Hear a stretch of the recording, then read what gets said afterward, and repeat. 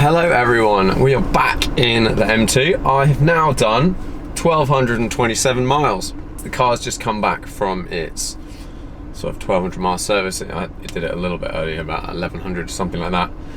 They changed some of the oils and then unlocked launch control, which I haven't tried yet because I haven't really had a chance.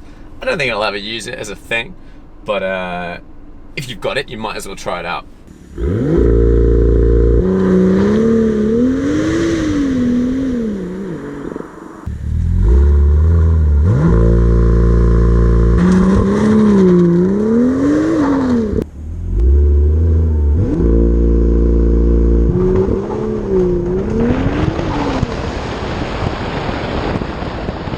I'm off today on the way to Bedford, so there'll be another video from when I'm at Bedford. But I thought I would just talk about what I think about this car, having done 1,200 miles in it. Now, just went my way down here. When I first had the car, probably my sort of 24-hour review, there was lots of things that annoyed me, things that I missed from the Audi. I have pretty much everything has gone away or I've got used to, and it's not really an issue anymore. Things like the speedo. There's the digital speedo on the BMWs, or on this BMW, is the smallest thing you've ever seen. It's like this size, and above it, more central, bigger, is an outdoor temperature gauge. Go figure. Don't understand why that is the case. But other than that, driving this car, it immediately is giving me what I wanted in the change. It turns in so nicely in the corners. You can manage it with the power. I haven't really slid it around yet. I've given it some.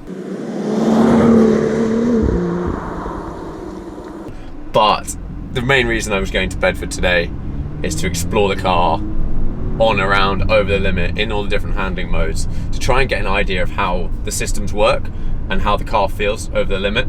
Now, some people may just get their car, turn everything off and go wham out the gates, but I quite like my cars, and they all handle everything handles a little bit differently. So I like to go somewhere where there's a bit of space and kind of play with it.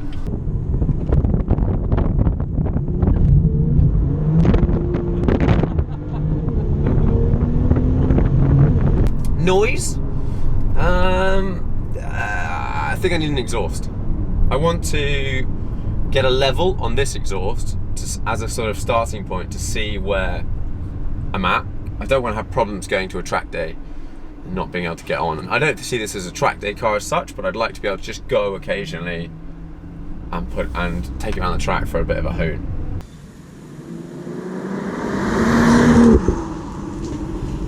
I've got the DCT gearbox in this car, and yeah, I've had a whole load of should have got a manual, blah blah blah blah blah blah blah. I don't care. I really do not care. I wanted the automatic. It's a little bit lazy when you're maneuvering around. It's not very good at sort of reverse to forward and stuff like that, but it's something you get used to. Not the end of the world, really. I do like how BMW, and it may be the case on all BMWs, I have no idea, but the changing of the gear, you press forward to go down and pull backwards to go up. On Audis, I think they've done a little bit of a mix, but this is the proper way around. This is the way it should be, and I like this. This is an improvement. Comfort. I was a little bit worried about this car on sort of longer journeys because I heard it was quite busy with suspension. I've actually just today, I've just lowered my tyre pressures a little bit because I don't often have the car very full, and these sorts of things, like just that little bit of extra squidge in your tyre actually makes a bit of a difference in the ride quality. I mean, one of my friends jokingly suggested lower your tyre pressures when I asked for a solution, and we were talking about suspension options and stuff. In terms of whether I'm going to modify anything, at the moment I'm going to keep it stock. That's the plan. No, not quite.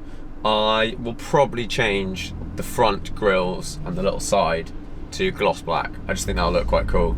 Exhaust,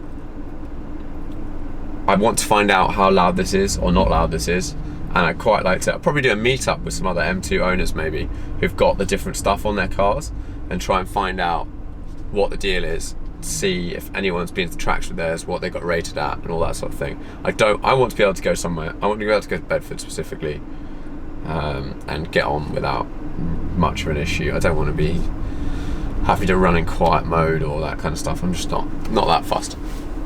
But otherwise, it makes some good sort of burbles on the overrun if you're in the right mode. It seems to be a bit of a mode thing, so it's clearly heavily computerized.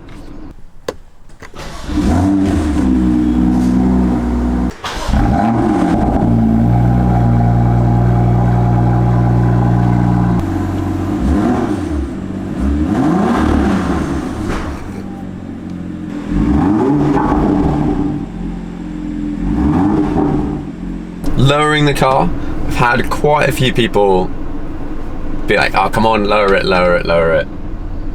I like the look of them lowered and spaced out, probably 10 mil or something like that. I'm not going to do that because I know the ride quality is going to get worse, and I don't want it to get worse. I will wait until I've heard about Olin's or whatever, or maybe I'm probably just going to live with it as it is, because I don't really want to change the suspension and stuff like that. Not yet, anyway. I quite like keeping, don't want to spend too much on a car if you're not going to get that money back.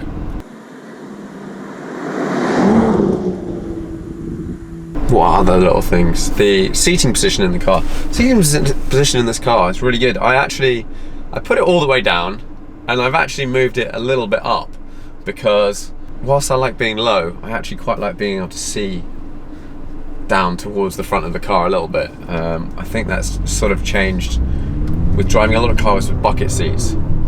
You're quite upright, which initially I didn't like at all, and then now I am a firm believer in trying to sit vaguely upright. It does wonders for you if you're on a long distance journey. In bucket seats, my back just doesn't hurt at all.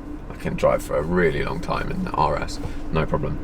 These seats, pretty supportive. They have little buttons on the side that you can squidge in and out. So I've got them basically all the way in because I'm a small person. And that's about it. It's super comfy. The iDrive, initially, it really annoyed me. Now I don't really have any problems with that. I don't use very much of it. I mainly just have my music, and it has these apps that sort of semi-connect to your phone. So if you use Spotify, for example, you can use the Spotify app on here and it will link up with your Spotify rather than just having to do it straight audio through, which is quite nice. I'm sure there'll be more. The phone app is brilliant. I think it would be even better if I had a more highly spec'd up the range car, because you'd get a few more features. But for example, on my phone, I can see where I park the car. It has like GPS data on the car the entire time. I can see whether the car's locked or not. So say you think you've forgotten to lock the car for some reason, you can just look on the phone and you can see whether it's locked or not. And if it's not locked, you can just press lock on your phone and it sends a message to the car, locks it. Same thing, you can unlock it from your phone. So say you somehow locked your keys in the car. I don't know whether that's possible, but it might be possible. You can unlock it from your phone, you'll be fine. I had a little incident with the RS the other day where I put the keys in the bonnet, and I opened up the bonnet to get some stuff out, rested the keys on the little bit in front of where the boot is, and I shut the bonnet and it locked, and I was stuck. That was a bit of a problem. That's it. I am going to sit in a bunch of traffic now, head up to Bedford, and I will do another video of probably driving the car on track, what it's like, all the different modes like Sport and Sport Plus, and then there's a sort of traction mode, which is kind of like an MDM mode, and then everything off. We'll see how I feel.